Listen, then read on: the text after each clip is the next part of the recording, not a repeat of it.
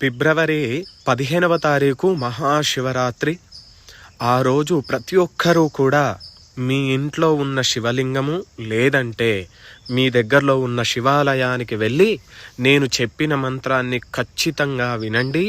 వీలైతే నేర్చుకుని ఆ రోజు మీ దగ్గరలో ఉన్న శివాలయంలో కానీ మీ ఇంట్లో కానీ ఆ మంత్రాన్ని చదవండి. ఖచ్చితంగా మీకు శివునికి రుద్రాభిషేకం చేసిన ఫలితం అనేది మీకు వస్తుంది. మంత్రం చెప్తున్నా, శ్రద్ధగా వినండి. హర హర హర నమః సోమాయ చ రుద్రాయ చ నమస్తామ్రాయ చ రుణాయ చ నమః శంగాయ చ పశుపతయే చ నమః ఉగ్రాయ చ భీమాయ చ నమో అగ్రే వదాయ చ దూరే వదాయ చ నమో హంత్రే చ హనీయసే చ నమో వృక్షేభ్యో హరికేశేభ్యో నమస్తారాయ నమః శంభవే చ మయోభవే చ నమః శంకరాయ చ మయస్కరాయ చ నమః శివాయ